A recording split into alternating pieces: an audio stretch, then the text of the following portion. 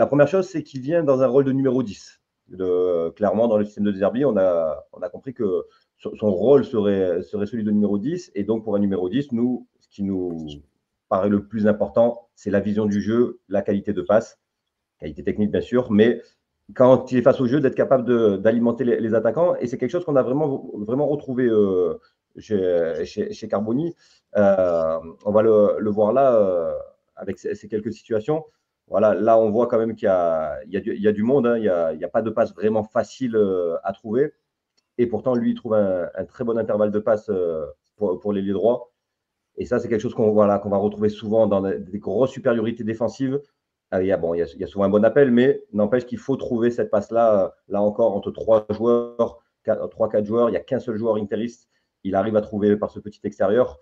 Sur ses contre-attaques, ce que disait Bilal, bon timing, bon tempo, donner le bon ballon au bon moment. Et voilà. Et celle-là, encore une fois, très peu d'espace. En fait, il faut que la passe soit exactement le long de la courbe qu'on a donnée. Et on voit qu'il y arrive parfaitement. Est-ce que tu penses que c'est une de ses grosses qualités, cette qualité de passe, cette vision du jeu? Là, il ne peut plus parler, le pauvre. J'avoue qu'on y croyait, mais je ne croyais pas que ça allait à tourner comme ça. Bonjour à tous, bonjour la Dream Team, bienvenue sur la Minute Recrue. Ça s'arrête plus, ce mercato il est complètement taré. Avec Roberto De Zerbi, on a la chance de voyager. Je suis comme d'habitude avec mon ami et mon compadre de toujours, Naïm. Comment ça va? En forme, hein, en forme, surtout quand il y a des recrues comme ça qui arrivent. Naïm ou Adil Rami, hier il y a eu pas mal de comparaisons. J'ai eu le droit, moi, à l'Algérino, donc bon, on a tous une comparaison. Je pense que notre invité du jour, Michael, je peux dire comme ça? Ouais, tu peux le dire comme ça, pas de souci. En tout cas, ravi de t'avoir avec nous, Michael, et j'aimerais que tu nous présentes rapidement qui est Team Serie A. Moi, je te suis depuis longtemps sur les réseaux, mais pour ceux qui découvrent la Serie A, présente-nous rapidement Team Serie A. Déjà, mille merci pour l'invitation, les amis. Alors, Team Serie A, c'est simple. On a commencé sur YouTube en faisant des lives, en parlant du championnat italien avec une bande de potes. Maintenant, ça va faire 3 ans qu'on fait ça. On a aussi maintenant le compte Twitter qui marche assez bien. Donc maintenant, on n'est plus que 2. On est un duo avec mon ami Gualtiero qui a aussi une chaîne YouTube qui est du commentaire de match. Et voilà, chaque semaine, on fait un débrief des matchs du championnat italien sur YouTube.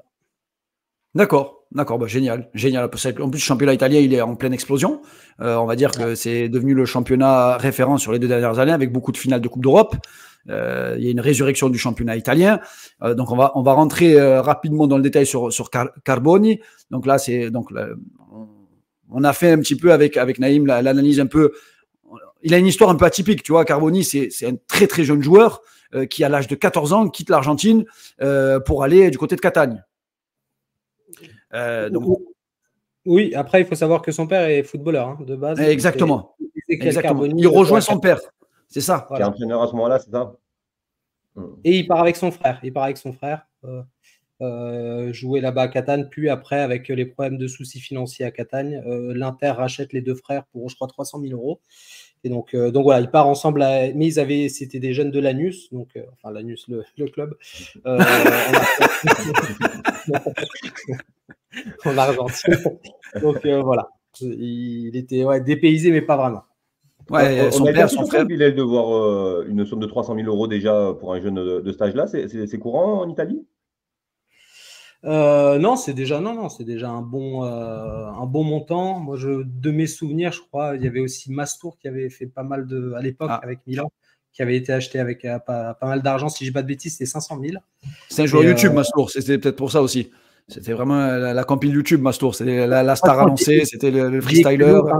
Non, mais moi, je suis milanais. Mastour, moi, il m'a rendu dingue. Vraiment, j'y croyais de ouf. Ça m'a brisé le cœur. On en a beaucoup comme ça. Il y en a beaucoup des brisqueurs. Hein. Et en Italie, on en a vu beaucoup. Mourad Megni, etc. On pensait qu'il y avait des joueurs qui allaient exploser. Et finalement, ça n'a jamais été bien plus haut. Tu vois. Exactement. Non, et son frère, il est très proche de son frère parce qu'il est reparti en Argentine, son frère. Et j'ai vu qu'il était au match la dernière fois de son frère en Argentine, si je ne me trompe pas. Ouais, je crois. Il avait été prêté, je crois, à Monza en même temps, mais après, ils ont vite coupé le contrat pour qu'il rejoigne un peu la Série B, je crois, Ternana. Et ouais, maintenant, oui, c'est clairement, il y a un talent, c'est bien Valentin Carboni et pas son frère. Donc, ouais, Inter, chez les jeunes, il flambe. Grosse, je ne vais pas dire grosse pression, mais il est vraiment attendu comme l'un des plus gros talents argentins de sa génération. On le voit briller avec les catégories de jeunes. Il est clairement au-dessus du lot. Donc, très précoce quand même. Il a une ascension assez fulgurante finalement. Alors oui et non, c'est-à-dire que moi je mets toujours en parallèle aujourd'hui avec certains jeunes que aujourd'hui les cracks d'aujourd'hui, quand je vois l'ascension qu'a eu peut-être un Mbappé, quand l'ascension qu'a eu là récemment un Lamine Yamal, oui bien sûr. Après moi ce qui est dommage, et mais après peut-être on va en parler tout à l'heure, le problème c'est aujourd'hui, moi ce qui me fait un peu mal au cœur, c'est tous nos gros clubs italiens aujourd'hui ont du mal à lancer nos jeunes. Dont un comme Carboni qui est toujours obligé d'être prêté à droite et à gauche pour peut-être avoir un peu de temps de jeu, c'est dommage. Donc, mais après, tant mieux s'il va trouver du temps de jeu du côté de l'OM.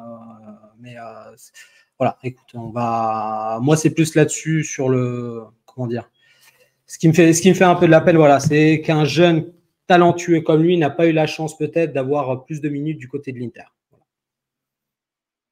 Ouais, ça peut rapidement s'expliquer par le fait aussi que les clubs italiens montent énormément en puissance et font énormément de mal en Europe avec des demi-finales, des finales de Coupe d'Europe. Et donc, ça veut dire que le niveau, il a quand même upgradé de manière exceptionnelle sur les 2-3 dernières années.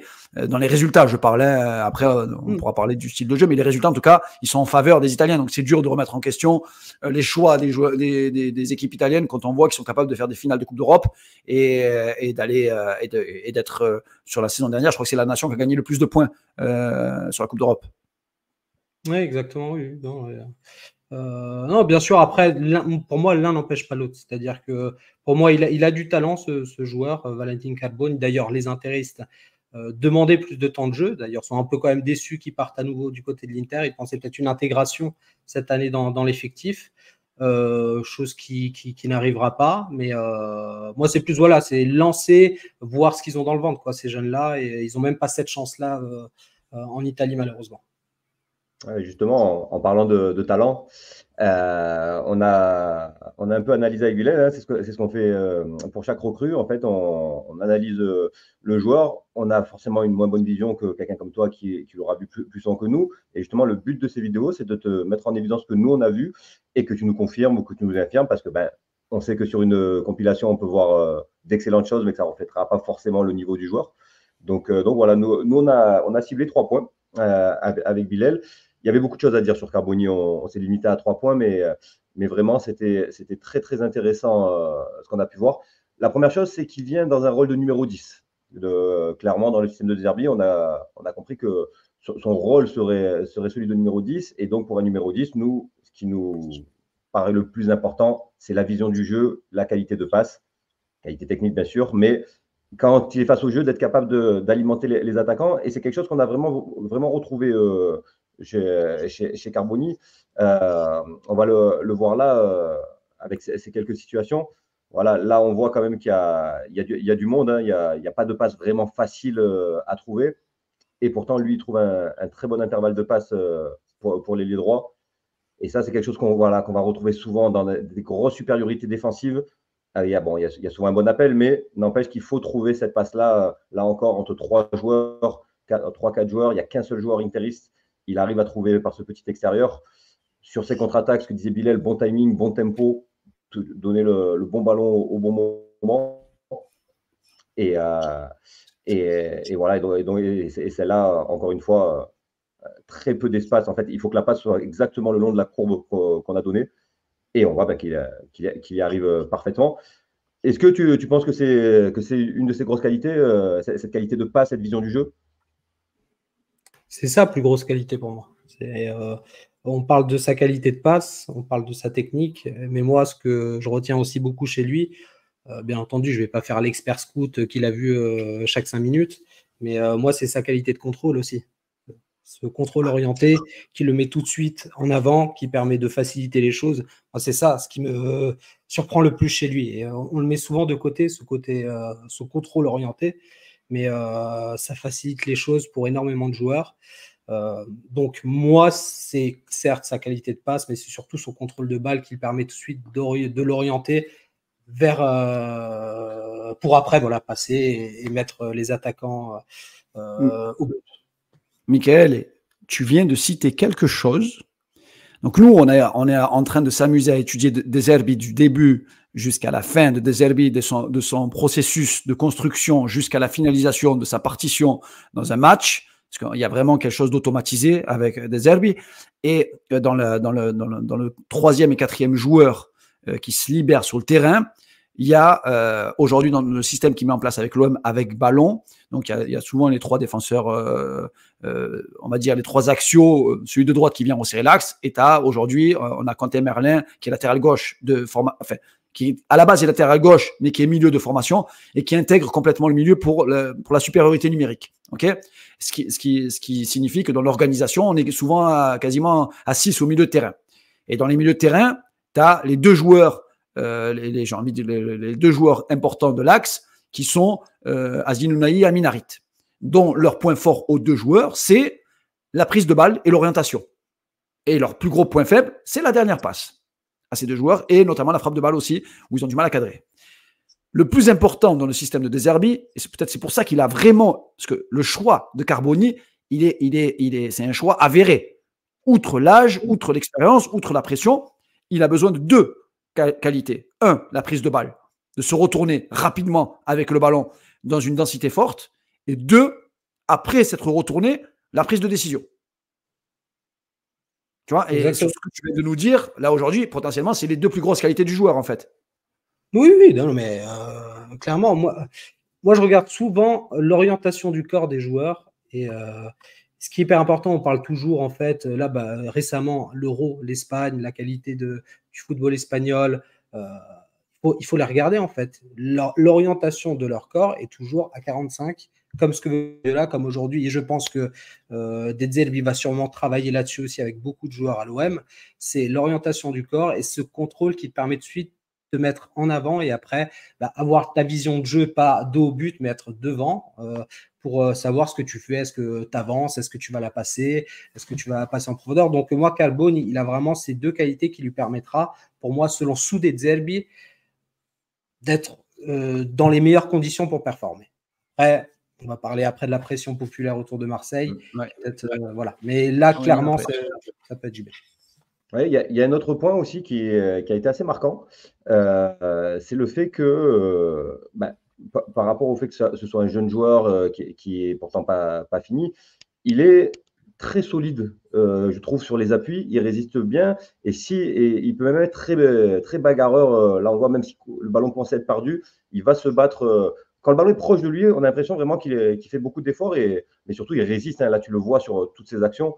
Il prend des gros coups, il prend des gros impacts, il est retenu par le maillot et il lâche rien et il se bat à chaque fois.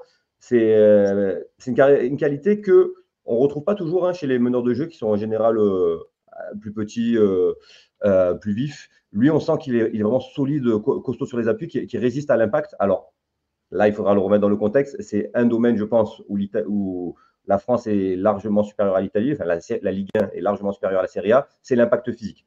C'est la vitesse, impact physique. Je pense que c'est beaucoup plus fort en France qu'en Italie. Donc, à voir s'il résiste. Mais on a l'impression quand même que c'est un joueur très, très costaud, très solide sur les appuis. Oui, clairement. Bon, déjà, c'est un beau bébé, 1m90. Je crois 86 kg. Donc, on est quand même sur un beau petit gabarit. Hier, en écoutant votre live, il y avait votre spécialiste Serie A qui parlait d'une similitude avec Kaka. Alors, moi, pour le coup, qui suis milanais, vraiment, j'ai un peu sauté, je vous avoue, parce que pour moi, Kaka, c'est le joueur ultime. C'est le joueur parfait. Mais c'est vrai que là, en regardant un peu cette manière de rester solide sur ses appuis, Kaka, c'était comme ça. Kaka, ballon au pied, il était solide comme ça, il avait ce coup de rein après qui permettait de…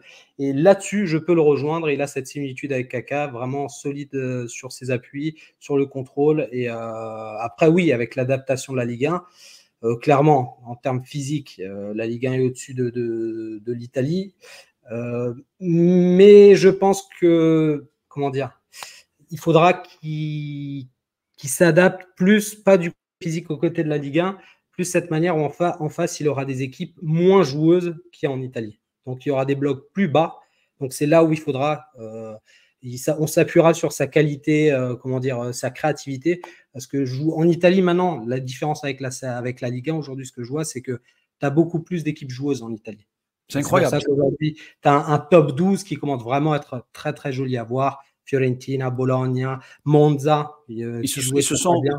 Les entraîneurs, c'est les entraîneurs qui ont apporté ça. C'est les nouveaux entraîneurs. C'est les Palladino. Ils sont réinventés. Ouais. Exactement. Donc, en fait, toi, les 3/4 de tes matchs en Serie A, tu as quand même un match assez ouvert. C'est fini le catenaccio, en fait. Même s'il y a toujours ce côté rigueur tactique, mais tu as des équipes comme les 8e, 9e n'ont plus peur de jouer peut-être à San Siro et jouer ouvert, quoi. Ils vont pas rester derrière et te regarder. Chose que là, peut-être en France, tu auras plus parce que tu as bien entendu, tu as le Paris, tu as Marseille, tu as ces gros clubs. Et après, voilà. La deuxième partie de tableau, souvent, c'est très compliqué de jouer contre eux parce qu'ils restent très, très bas. Oui, ça s'explique bien d'ailleurs, hein, cette évolution en Italie. C'est que pendant très longtemps, les joueurs italiens restaient en Italie. C'était le meilleur championnat du monde fin 80, années 90, années 2000. Donc, ils ne s'expatriaient pas trop. Donc, forcément, ils gardaient, je pense, la même vision. Et puis, après l'arrivée Bosman, beaucoup de joueurs ont bougé. Je pense que c'est ces joueurs-là qui sont maintenant entraîneurs et qui apportent peut-être quelque chose de nouveau. Et c'est intéressant que tu nous parles de ça parce que c'est le troisième point. Face à une défense regroupée, la solution, très souvent, c'est la frappe de loin. Et c'est un domaine, Bilal en a parlé, où l'OM a eu énormément de difficultés l'an dernier. Où Unai a marqué deux jolis buts sur des frappes, mais globalement, il tente beaucoup, il réussit peu. Marie, bon, c'est très mauvais dans le domaine. On ne parlera pas de on a l'impression que lui, il est bon, qu'il a vraiment cette frappe de balle-là. On sent que ça peut partir fort de son pied gauche. Et donc, ça peut être un atout. Il y a celle-là qui est vraiment exceptionnelle, même si elle n'est pas cadrée. Après, l'interrogation, c'est la même encore une fois. On a eu un joueur qui venait de Serie A qui avait une frappe de balle extraordinaire, c'est Malinowski. Il n'en a quasiment pas mis parce qu'il n'a jamais pu se mettre en position de frappe dans un championnat trop physique, trop rapide pour lui. Est-ce que Carboni, lui, il en sera capable? Est-ce que tu penses qu'il a la maîtrise technique pour être capable d'enchaîner rapidement, se mettre en position de frappe? La frappe, on voit qu'il a. Est-ce qu'il a la capacité de se mettre en position de frappe face à un milieu plus costaud, plus rapide qu'en Italie? Après, l'avantage, c'est que là, il y a des Zerbi. Moi, c'est là où je vois vraiment le changement. C'est que vous allez être une équipe qui va avoir énormément la balle au pied, où il y aura énormément de surnombre, où derrière, il y aura quand même une animation qui lui permettra des fois d'avoir des espaces pour tirer. Moi, je pense que des Zerbi, si il est grand ouvert et qu'il ne tire pas, il va lui dire une fois, la deuxième fois, il va lui dire écoute, mon coco, tu as une belle frappe de balle où tu tires, ou en fait, ça ne va pas le faire, quoi. Donc, voilà, c'est vrai que l'exemple de Malinowski est très intéressant et je trouve que l'animation qu'il y aura autour de Carboni fera qu'à un moment donné, il aura les espaces et j'espère pour lui qu'avec sa qualité de frappe, qui tentera et qui vous régalera derrière, quoi. Et tu sais, j'ai voulu faire un comparatif aussi entre Carboni et Aminarit, d'accord? Parce que dans le système de De Zerbi, pour le moment, Aminarit joue potentiellement le rôle que jouera Carboni. Regarde, je me suis amusé à, je ne sais pas si vous voyez là, je vais le mettre peut-être en plus grand, je vais vous le remettre là, voilà. Je me suis amusé à prendre la heatmap, vous voyez bien ou pas? Très bien. Ouais. Voilà, la heatmap de la saison dernière, on voit quand même clairement que Carboni, alors est-ce que c'était à Monza qui était vraiment beaucoup plus sur le couloir droit, beaucoup plus attiré par le couloir? On voit bien qu'il a quand même une heatmap où il est quand même généralement sur l'ensemble du terrain. Okay, mais avec une prédominance du couloir droit, probablement pour rentrer sur son pied gauche et pouvoir chercher la dernière passe ou armer. Là, exactement. Maintenant, sous De Zerbi, il aura un rôle quand même un peu plus axial. Tu vois? Donc la question, c'est est-ce que dans ce rôle un peu plus axial, avec une densité encore plus importante, avec un bloc plus bas, est-ce qu'il va avoir cette fraîcheur mentale, sachant que je ne sais pas si c'était pareil à Sassuolo. J'aimerais bien que tu nous parles rapidement de ça aussi. Mais on a vu, nous, pendant les matchs de prépa, la recherche de récupération en moins de 5 secondes mis en place par De Zerbi à la perte de balle ou à la relance de l'équipe adverse. Il veut récupérer le ballon très haut. J'avais fait sur mon compte Twitter certaines traductions de sa philosophie, de comment il voit les choses. Je ne sais pas si vous l'aviez un peu repris. Oui, bien sûr. Bien sûr.